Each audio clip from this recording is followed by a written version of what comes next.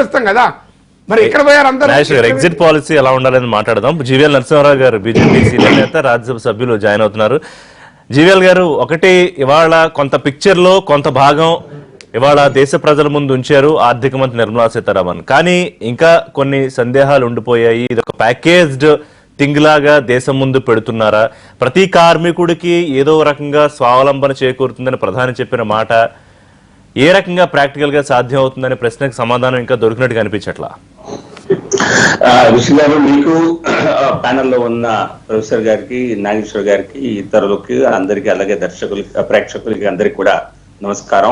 ఈ రోజు నిన్న ప్రధాని మోదీ గారు దేశాన్ని ఉద్దేశించి చెప్పినప్పుడే చెప్పారు ఈ సిరీస్ ఆఫ్ అనౌన్స్మెంట్స్ ఉంటాయని. ఎందుకంటే చూసినటువంటి మీరు ఈ రోజు ప్రెస్ కాన్ఫరెన్స్ లోనే మరి అనేక విషయాలు చెప్పడానికి గంట పైన సమయం పట్టింది. ఈ రోజు ప్రధానంగా ఎందుకంటే మన అందరూ అర్థం చేసుకోవాల్సిన ఉంటుంది, MSME sector generates contributes to the significant amount of our employment, more than 50% of our exports. So kabatti aటువంటి సెక్టర్ సస్టైన్ అవ్వలేకపోతే, సర్వైవ్ అవ్వలేకపోతే మరి లక్షలాది మంది, కోట్లాది మంది ఉద్యోగాలు కోల్పోతారు. మీకు మీడియా ఇండస్ట్రీ కూడా తెలుసు. మీడియా ఇండస్ట్రీ కూడా నాకు తెలిసి చాలా వరకు MSME కిందకే వస్తుంది. ఇది కూడా మరి అనేక మంది లే ఆఫ్స్ జరిగేటువంటి పరిస్థితి కనిపిస్తోంది అన్ని MSME సెక్టర్స్ లో. దానికి ప్రధాన కారణం నెలన్నర 2 నెలల పాటు ఏ యాక్టివిటీ లేని కారణంగా మరలా యాక్టివిటీ కిక్ స్టార్ట్ చేయాలంటే కూడా కొన్ని ఇబ్బందులు ఉండటం వలన, కొన్ని ప్రాంతాల్లో ఇంకా రెడ్ జోన్స్ ఉండటం వలన, సప్లై చైన్స్ అన్ని కూడా సరిగ్గా ఎస్టాబ్లిష్ అవ్వకపోవటం వలన, సో కాబట్టి ఈ సెక్టర్ నిలదొక్కుకోవటానికి కొంత సమయం పడుతుంది. సో ఆ సెక్టర్ లో జాబ్స్ లే ఆఫ్ కాకుండా ఉండాలి అంటే ముందు ఆ కంపెనీస్ మూతపడకుండా ఆపగలగాలి. అందుకే వాటికి లిక్విడిటీ కావాలి. ఇంతకుముందు RBI అనౌన్స్మెంట్స్ ద్వారా ఓవరాల్ గా లెండింగ్ రేట్స్ అవి సిగ్నిఫికెంట్ గా తగ్గించడం జరిగింది. కానీ కంపెనీస్ ముందున్నటువంటి సవాల్ ఏంటంటే వారికి అవి ఒక ముందు అన్ని కంపెనీస్ దగ్గర కూడా ఇవ్వటానికి సెక్యూరిటీ లేదు, కొలాటరల్ లేదు, కొలాటరల్ సెక్యూరిటీ. ఇంకొకటి, ఈ కంపెనీస్ సక్సెస్ అయ్యే ఛాన్స్ తక్కువ అనుకున్నటువంటి కారణంగా బ్యాంక్స్ చెప్పినప్పటికీ కూడా లెండింగ్ చేయటం లేదు. రివర్స్ రెపో రేటు కింద మరి డిపాజిట్ వాళ్ళ దగ్గర ఉన్న 7-8 lakh crores ని RBI దగ్గర వారు పెట్టారు తప్పితే కంపెనీస్ కి క్రెడిట్ కింద ఇవ్వటం లేదు. సో కాబట్టి ఆ క్రెడిట్ ఫ్లో పెరగాలి అంటే బ్యాంక్స్ రిస్క్ కొంత తగ్గాలి. సో కాబట్టి ఈ రోజున 3 లక్షల కోట్లని MSMEs కి మరి వితౌట్ కొలాటరల్ ఇవ్వటం అన్నది సర్టన్ గా అది మేజర్ అండ్ బోల్డ్ స్టెప్. అది కాకుండా అలాగే స్ట్రెస్డ్ MSMEs లో ఎక్విటీ కూడా పెట్టడం కోసం ఇన్వెస్ట్మెంట్ కూడా 50,000 కోట్ల వరకు ఎక్విటీ క్యాపిటల్ కూడా ఇన్ఫ్యూజ్ చేసే అవకాశం ఉంది, చేస్తాము. దానికి ఒక ఫండ్ ఆఫ్ ఫండ్స్ క్రియేట్ చేస్తామని చెప్పారు. ఇవన్నీ మేజర్ స్టెప్స్. ఇవన్నీ కూడా మరి సాధారణ ప్రేక్షకులకి, మన సాధారణ వ్యక్తులకి దీనివల్ల నాకేం వచ్చిందని మనం అనుకుంటాం. కానీ మనందరం చాలా మంది MSME సెక్టర్ లోనే పనిచేస్తున్నాము. కంపెనీలు మూతపడిపోతే మరి కోట్ల మంది ఉద్యోగాలు కోల్పోయే అవకాశం ఉంది. సో కాబట్టి ఈ కంపెనీస్ అన్నిటినీ కూడా అవి నిలదొక్కునే రకంగా వారికి కొంత వెసులుబాటు కల్పించవలసి ఉంది. ఇది కాకుండా MSMEs కంపెనీస్ కి మీరు చూసారు, ఇంతకు ముందు 90% కంటే తక్కువ గనక 15,000 లోపు ఇన్కమ్ ఉన్న వాళ్ళు ఉంటే వారికి ఏ రకమైన సహాయం చేయాలి? 3,000 దాదాపుగా దాని కింద 3-4 వేల కోట్ల రూపాయలను ఆల్రెడీ ఇవ్వటం జరిగింది. ఇంకా 2.5 కోట్ల రూపాయలతో ఈ రోజు ప్రొవిజన్ చేయటం జరిగింది. మరో 3 నెలలకి ఎంప్లాయీ కాంట్రిబ్యూషన్ ని 12% నుంచి 10% కి తగ్గించడం జరిగింది ప్రైవేట్ సెక్టర్ అంతటి కూడా. సో బేసికల్ గా జాబ్ సెక్యూరిటీని ఎలా నిలబెట్టాలి, ఆర్గనైజ్ సెక్టర్ లో జాబ్ సెక్యూరిటీ ఏ రకంగా ఉండాలి, అన్ఆర్గనైజ్ లేబర్ అయితే ఉందో అది కూడా చాలా వరకు ఆర్గనైజ్ సెక్టర్ లోనే పనిచేసేవారు. కన్స్ట్రక్షన్ ఫర్ ఎగ్జాంపుల్ లేబర్, అది సిగ్నిఫికెంట్లీ మైగ్రెంట్ లేబర్ కి కాంట్రిబ్యూట్ చేసేది వీరిలోనే ఎక్కువ మంది పాపం మొత్తం అంతా బయలుదేరి మరి రోడ్డు పట్టింది ఎక్కువ కన్స్ట్రక్షన్ వర్కర్సే. నేను తప్పనిసరిగా ప్రభుత్వాలు కొంత సహాయం రోడ్డు పట్టేలా చేసింది ఎవరు అనే ప్రశ్నకి కేంద్రం రాష్ట్రం ఒకళ్ళు చూపించుకున్న పరిస్థితి. GVL గారు, ఇప్పుడు జస్ట్ మీరు వచ్చే ముందు అదే మాట్లాడుతున్నా ప్రభాకర్ రెడ్డి గారితో. చూడండి, మరి మార్చి 26వ తేదీన కేంద్ర ప్రభుత్వం 52,000 కోట్లు ఏదైతే రాష్ట్ర ప్రభుత్వాల దగ్గర కన్స్ట్రక్షన్ సెస్ రూపంలో ఉందో దాన్ని 3.5 కోట్ల మందికి construction workers, registered construction workers కి వారికి అందజేయమని, వారి దగ్గర ఉన్న ధనాన్ని అంతా ఆ రకంగా పంచమని కేంద్రం ఆదేశించింది. ఏం జరిగింది? నాకు తెలిసి తెలుగు రాష్ట్రాల్లో ₹1 కూడా ఇవ్వటం జరగల. సో ఏమైంది? ఆ ధనం అంతా దేనికి వాడారు? ఈ ప్రశ్నకు తప్పనిసరిగా సమాధానం చెప్పాలి. ఎందుకంటే అత్యంతంగా అధికంగా యాక్చువల్ గా వల్నరబుల్ గా ఉన్నది కన్స్ట్రక్షన్ వర్కర్స్. నాకున్న సమాచారం మేరకు అనేక ప్రాంతాల్లో వారికి పేమెంట్స్ జరగలేదు. కన్స్ట్రక్షన్ సెక్టర్ ముందు నుంచి స్ట్రెస్ లో ఉన్నది. వారి పెద్ద పెద్ద కంపెనీలు కూడా వారికి చేతులు ఎత్తేసి పేమెంట్ చేయలేదు. సో కాబట్టి కేంద్రం బాధ్యత లేదని నేను అన్నాం. అలాగే డిజాస్టర్ రెస్పాన్స్ ఫండ్ కింద రాష్ట్రాలకి 6 నెలలకు కాను ముందుగానే ఏప్రిల్ మొదటి వారంలోనే మరి 30,000 కోట్ల వరకు అన్ని రాష్ట్రాలకు కల్పిస్తే దాన్ని ఎందుకు మైగ్రెంట్ లేబర్ కోసం ఎందుకు వాడలేదు? మైగ్రెంట్ లేబర్ వారికి ఉండటానికి, వసతి కల్పించడానికి, వారికి ఆహార సదుపాయం కలగజేయాలని చెప్పి కేంద్ర ప్రభుత్వం దానికి SDRF ఫండ్స్ ను వాడమని స్పష్టంగా ఆదేశాలు ఇచ్చింది మార్చి 28వ తేదీన. అది జరగలేదు. ఏమైందంటే చూడండి, ఇది చాలా దేశాన్ని మనం అంతా విశ్లేషించవలసిన విషయం. మైగ్రెంట్ లేబర్ పట్ల మాకు బాధ్యత లేదు అని అనేక ప్రభుత్వాలు, రాష్ట్ర ప్రభుత్వాలు అనుకున్నాయి. నేను ఏ పార్టీని ఉద్దేశించి చెప్పటం లేదు. ఇది నిజంగా ఇది ఒక మోరల్, ఎథికల్ ఒక క్వశ్చన్. దీన్ని మనం, ఎందుకంటే మన రాష్ట్ర అభివృద్ధికి వారు పనికొస్తారు, అన్ని రాష్ట్రాల నుంచి వచ్చి ఉన్నారు. కాకపోతే వారు కష్టంలో ఉన్నప్పుడు వారు మనకు ఓట్లు వేసేవారు కాదు అన్న ఉద్దేశంతో, వారి వల్ల ఇక్కడ లోకల్ పొలిటికల్ నేరేటివ్ ఏది పెద్దగా డెవలప్ అవ్వదన్న ఉద్దేశంతో వీలైనంత త్వరగా వారిని పంపించేద్దామని, లేదా వారు ఎట్లా వెళ్ళినా మనం పట్టించుకోవాల్సిన అవసరం లేదు అని రాష్ట్ర ప్రభుత్వాలు అనుకున్నాయి. ఇది నిజంగా బాధాకరం, చాలా బాధాకరం. జస్ట్ ఏ మినిట్ జీవల్ గారు, ప్రొఫెసర్ గారు, రాష్ట్ర ప్రభుత్వాలు వీళ్ళు మన ఓటర్లు కాదు, సో వీళ్ళని మనం భరించడానికి దగ్గర మన వనరులు లేవా, లేదా వనరులు ఉన్నా భరించే అవసరం ఏముంది అని అనుకున్నాయా? మీడియాలో, పత్రికలు అన్ని చోట్ల. బట్ ఇవాళ ఆర్థిక మంత్రిని కూడా కొంతమంది మీడియా మిత్రులు, విలేకరుల మిత్రులు అడిగారు, 20 లక్షల కోట్లు క్యాష్ గో ఎక్కడి నుంచి తీసుకొస్తున్నారు, ఎంత స్పెండ్ చేస్తున్నారు క్యాష్ రూపంలో అని. అదే ఋషి గారు, దానికి ఆర్థిక మంత్రి ఈరోజు వచ్చే కొద్ది రోజుల్లో సమాధానం చెప్తా అన్నారు. నా దగ్గర కూడా ఖచ్చితంగా నా దగ్గర సమాధానం లేదు. తప్పనిసరిగా ఇది బారోయింగ్స్ మీద కేంద్ర ప్రభుత్వం దగ్గర కూడా నిధుల కొరత ఉంది. కాబట్టి తప్పనిసరిగా ఇది బారోయింగ్స్ రూపంలోనే మొన్ననే ఒక 4.5 లక్షల కోట్ల అధిక ఓపెన్ మార్కెట్ బారోయింగ్స్ చేయాలి అని చెప్పి రాష్ట్ర ప్రభుత్వం ఆల్రెడీ ముందుగా ఇచ్చినటువంటి ఎస్టిమేట్స్ ఏవైతే ఉన్నాయో, బారోయింగ్ ఎస్టిమేట్స్ బడ్జెట్ లో దాన్ని పెంచింది ఆల్రెడీ. అది కాకుండా మరి ఇంకా ఏ రకంగా RBI నుంచి బాండ్స్ రూపంలో కలెక్ట్ చేయాలో, ఎలా చేయాలో దానికి పూర్తి వివరణ మరి ఆర్థిక మంత్రి తప్పనిసరిగా దానికి సమాధానం చెప్తారు.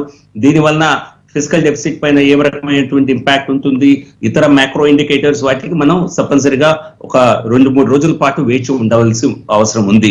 కానీ మొదట్లోనే అనౌన్స్ చేసినటువంటి ప్రధాన్ మంత్రి గరీబ్ కళ్యాణ్ యోజన కింద 52,000, ఈ రోజు ప్రెస్ కాన్ఫరెన్స్ లో కూడా చెప్పారు, 52,606 కోట్ల రూపాయలని 41 కోట్ల అకౌంట్స్ లో డైరెక్ట్ గా మరి అకౌంట్ ట్రాన్స్ఫర్ చేయటం జరిగింది. 52,000 కోట్ల రూపాయలు. అలాగే 18,000 కోట్ల రూపాయల వర్త్ ఉన్నటువంటి ఫుడ్ గ్రెయిన్స్ సప్లై చేయటం జరిగింది. దాని ద్వారా కాబట్టి ఇప్పుడు 48 లక్షల టన్నుల్ని మనం సప్లై చేశామని చెప్పారు. మనిషికి 5 కిలోలు చొప్పున, కుటుంబానికి 5గురు ఉంటే 25 కిలోలు, 2 నెలలకు గాను 50 కిలోలు, 3 నెలలకు గాను 75 కిలోలు రైస్ అండ్ వీట్ ఉచితంగా ఇస్తున్నాము. దాంతో బేసిక్ ఆహార భద్రత, ఆ తర్వాత ఈ 52,000 కోట్ల రూపాయలు. ఇది కాకుండా రాష్ట్ర ప్రభుత్వాల్ని మరొక 52,000 కోట్ల రూపాయలు కూడా ఇవ్వమని చెప్పడం జరిగింది. కానీ అక్కడ మరి కొన్ని రాష్ట్రాల్లో అసలు రూపాయి కూడా ఇచ్చిన దాఖలాలు లేవు. సో కాబట్టి కొంత తప్పనిసరిగా వారికి ఆశించిన స్థాయిలో ఎవరూ సహాయం చేయలేదు. కానీ జరిగిన ఈ లాక్డౌన్ సమయంలో మైగ్రేషన్ ఏదైతే జరిగిందో, దీని వలన కొన్ని రాష్ట్రాలు తమ స్ట్రాటజీని మరలా రివైజ్ చేసుకుంటున్నాయి. ఉత్తరప్రదేశ్ కానీ, మధ్యప్రదేశ్ కానివ్వండి, ఏవైతే నెట్ అవుట్ మైగ్రేషన్ రాష్ట్రాల్లో అక్కడి నుంచి కోట్ల సంఖ్యలో వేరే ప్రదేశాలకు వెళ్లి ప్రజలు పనిచేస్తున్నారు. ఈ రోజు చూశారు వారి ప్రజలు ఏ రకంగా ఇబ్బందులు పడాల్సి వచ్చింది ఇతర రాష్ట్రాల్లో. వారిని ఏ రకంగా సరైన మానవతా దృక్పథంతో కూడా అక్కడ ప్రభుత్వాలు కానీ, నిజం చెప్పాలంటే అక్కడ స్థానికులు కానీ, మరి బిజినెస్ మెన్ కానీ పట్టించుకున్నట్టుగా లేవు. సో కాబట్టి వారు కూడా తమ సొంత రాష్ట్రాల్లో ఆర్థిక అవకాశాలను మెరుగుపరుచుకోవాలని, పారిశ్రామిక అవసరాలు మెరుగుపరుచుకోవాలని అని రాష్ట్ర ప్రభుత్వ విధానాల మీద మీరు ప్రశ్నిస్తున్నారు. రాష్ట్ర ప్రభుత్వాలు కేంద్రం వైపేమో ఆశగా చూసుకున్నారు. మన సోమవారం ప్రధానమంత్రి గారిని మాకు కొంత వెసులుబాటు ఆర్థికంగా కావాలని అడిగారు. అలాగే FRBM పరిమితిని పెంచడం గురించి అడుగుతూనే ఉన్నారు. కానీ వీటి గురించి ఎక్కడ ప్రస్తావన లేదు. అంటే రానున్న సిరీస్ ఆఫ్ ప్రెస్ మీట్స్ ఏవైతే ఉన్నాయో దశలో అప్పుడు ఏమైనా చెప్పే అవకాశం ఉంటుందా? అటువంటి ఆలోచన ఏం లేదా? తప్పనిసరిగా ఆర్థిక మంత్రి మరి మీడియాను ఉద్దేశించి మాట్లాడినప్పుడు ఈ విషయాలు ప్రస్తావించడం జరుగుతుంది. ఎటువంటి ఫర్ ఎగ్జాంపుల్ డిస్కామ్స్ కి ఈ రోజున 90,000 కోట్ల రూపాయల ఒక లిక్విడిటీ అవైలబుల్ చేయటం. ఎందుకంటే ఈ రోజున పవర్ సెక్టర్ చాలా దారుణంగా ఉన్నది. ఇది రాష్ట్ర ప్రభుత్వాలు కూడా కేంద్రం ఎలాగైతే రివైటలైజేషన్ కి ప్లాన్ చేస్తుందో, రిఫార్మ్ చేయడానికి ఇది ఒక అవకాశంగా మనం చూస్తున్నామో, రాష్ట్ర ప్రభుత్వాలు కూడా ఆ అవకాశాన్ని దీన్ని ఒక అత్యవసరంగా గమనించి తాము కూడా మరి తప్పనిసరిగా రిఫార్మ్ మెజర్స్ టేకప్ చేయాలి. మరి మనం చేసేటువంటి ఖర్చులు, మనం ఇచ్చేటువంటి పథకాలు, మనం ఇచ్చేటువంటి సబ్సిడీలు ఇవి ఎంతవరకు ప్రజలకు ఉపయోగపడుతున్నాయి, దీనిలో ఏ రకమైనటువంటి వేస్టేజ్ ఉన్నది, ఏ రకమైనటువంటి లీకేజ్ ఉన్నది, ఇదంతా స్టడీ చేయవలసిన సమయం. ఇది రాష్ట్రాలకి నిధులు తగ్గిన సమయంలో తప్పనిసరిగా వారికి RBI నుంచి అదనంగా వేజ్ అండ్ మీన్స్ లోన్స్ కింద అడ్వాన్సెస్ కింద తీసుకోవటానికి కొంత వెసులుబాటు కల్పించాం. సో తప్పనిసరిగా దాని కింద వారికి ఇమీడియట్ షార్ట్ ఫాల్ ఏదైతే ఉన్నదో రెవెన్యూస్ లో దాన్ని పూర్తి చేసుకోవడానికి అవకాశం ఉన్నది. అలాగే FRBM యాక్ట్ లో కూడా ఇటువంటి ఆపద వచ్చిన సమయంలో, అలాగే దేశ భద్రత ముప్పు వచ్చిన సమయంలో తప్పనిసరిగా ఈ FRBM పర్మిట్స్ ని రిలాక్స్ చేసే అవకాశం ఉంది అని చట్టంలో ఆల్రెడీ ఉన్నది. సో కాబట్టి ఇక రాష్ట్ర ప్రభుత్వాలు ఎటువంటి ప్రపోజల్స్ తో కేంద్రం ముందుకు వచ్చాయో అనేక రాష్ట్ర ప్రభుత్వాలు వాళ్ళ ప్రపోజల్స్ పెట్టాయి. వాటిని తప్పనిసరిగా కూడా కేంద్ర ప్రభుత్వం వాటిపై స్పందించడం జరుగుతుంది. ఈ ప్యాకేజెస్ లో రాష్ట్ర ప్రభుత్వాలకు సంబంధించి కూడా కొన్ని ప్రతిపాదనలు ఉండొచ్చు. నా దగ్గర సమాచారం లేదు కాబట్టి మనం 4 రోజుల పాటు వేచి చూడవలసిన అవసరం. నిన్నటి సోషల్ మీడియాలో విస్తృతంగా ప్రచారం జరుగుతోంది. GVL గారు, మీ దృష్టి కూడా వచ్చి ఉంటుంది. ప్రధానమంత్రి గారు స్వదేశీ నినాదం అని మాట్లాడిన తర్వాత అందరూ ఇక చైనా కొనొద్దు, అమెరికా కొనొద్దు, జర్మనీ కొనొద్దు, బ్రిటన్ కొనొద్దు, అంతా భారతదేశంలోనే తయారీ, భారతదేశంలోనే కొనండి అని. అదేనా ఉద్దేశం ప్రధానమంత్రి గారు చెప్పింది?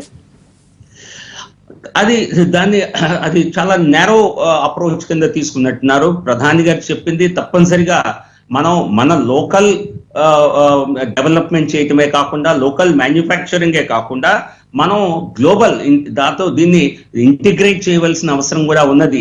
ఇది నేరో ఏదో ప్రొటెక్షనిస్ట్ ఎకానమీ తరఫున ప్రొటెక్షనిస్ట్ ఎటువంటి స్టెప్స్ అనేక దేశాలు ఈ మధ్య కాలంలో తీసుకున్నాయి, అమెరికాతో సహా. కొన్ని బీజేపీ గ్రూప్స్ లో కూడా ఈ రకమైన మెసేజ్లు చూసాను నేను, అందుకే క్లారిటీ కోసం మిమ్మల్ని అడుగుతున్నాను. అంటే లేదు, తప్పనిసరిగా ఈ రోజు ఉన్నటువంటి గ్లోబల్ వరల్డ్ ఎకనామిక్ ఆర్డర్ లో తప్పనిసరిగా integration with the global economy కూడా ఒక ప్రధానమైన అంశం కనుక తప్పనిసరిగా మన క్వాలిటీని ఇంప్రూవ్ చేసుకోవటం, తప్పనిసరిగా ఒక మైండ్ సెట్. ప్రధాని నరేంద్ర మోదీ గారు మాట్లాడింది ప్రధానంగా మన మైండ్ సెట్ గురించి.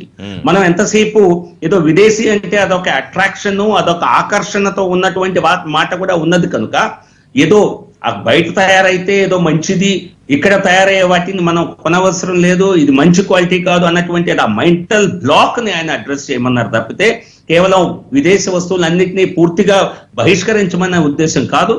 ఈ రోజున మనం తప్పనిసరిగా మేక్ ఇన్ ఇండియా కింద మనం ప్రపంచంలోని పెద్ద కంపెనీలను కూడా ఆహ్వానిస్తున్నాం. ఇక్కడికే వచ్చి మీరు ఇన్వెస్ట్ చేయండి మా దేశంలో.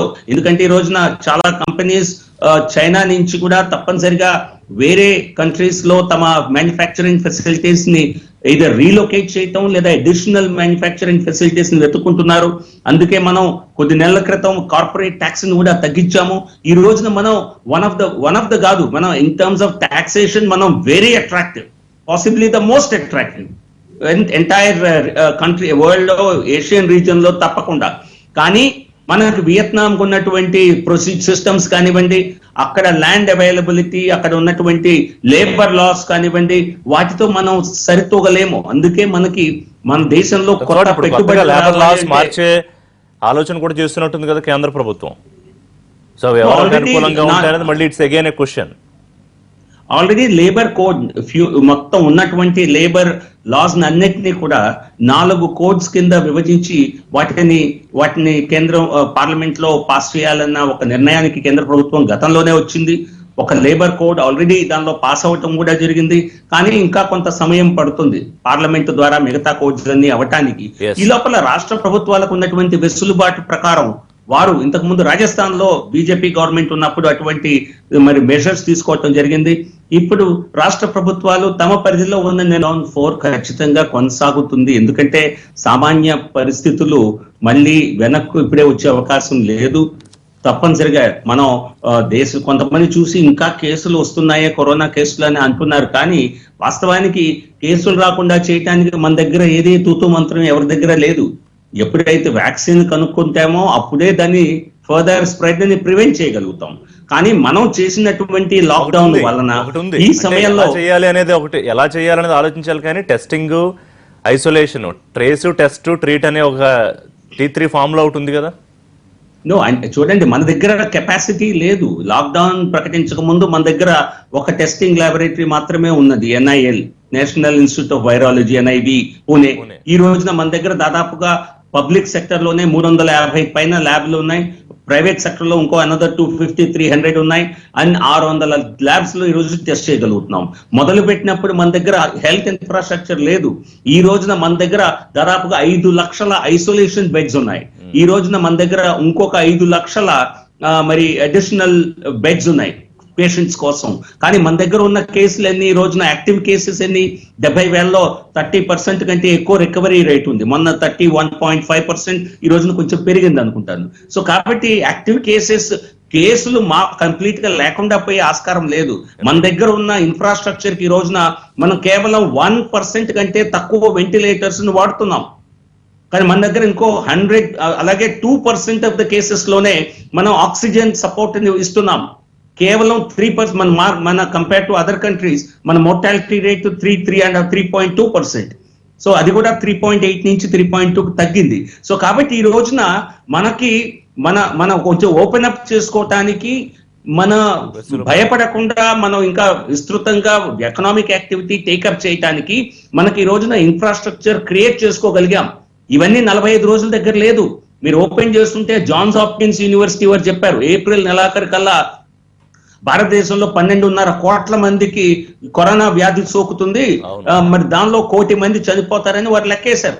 మరి అవన్నీ కూడా అవి కేవలం తప్పుడు లెక్కలు అనలేము. మనం నిజంగా ఏ జాగ్రత్తలు తీసుకోకపోతే మరి కోట్ల సంఖ్యలోనే సంక్రమించేదేమో.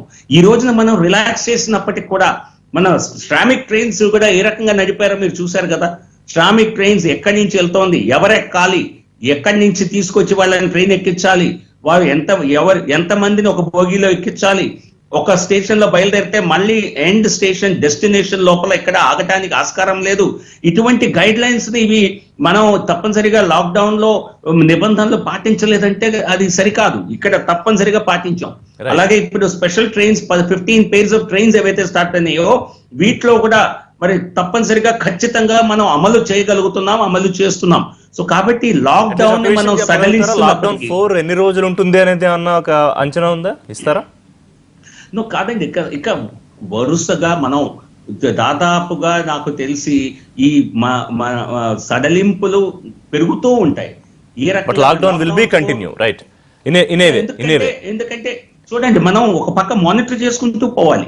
దీన్ని వ్యాక్సినేషన్ వచ్చి లేదా హర్డ్ ఇమ్యూనిటీ వచ్చి కొత్త కేసులు రాకుండా ఉండేంత వరకు దీన్ని మనం అన్ని రకాలుగా జాగ్రత్తలు చేసుకుంటూ క్రమేపీ సడలింపులు ఇవ్వాల్సి ఉంటుంది. సో కాబట్టి నోబడీ నోస్ ఎలా అవుతుంది సిస్టమ్ అని, సిచ్యువేషన్ అని. కొన్ని రిలాక్సేషన్స్ ఇచ్చి వాటి ఇంపాక్ట్ ఎంతో టెస్ట్ చేయటం, మరలీ కొన్ని రిలాక్సేషన్స్, అలా ట్రయల్ అండ్ ఎర్రర్ కూడా కొంత చేయక తప్పదు. ఫైనల్ గా సో లాక్డౌన్ లో భారతదేశం ఇంకొంత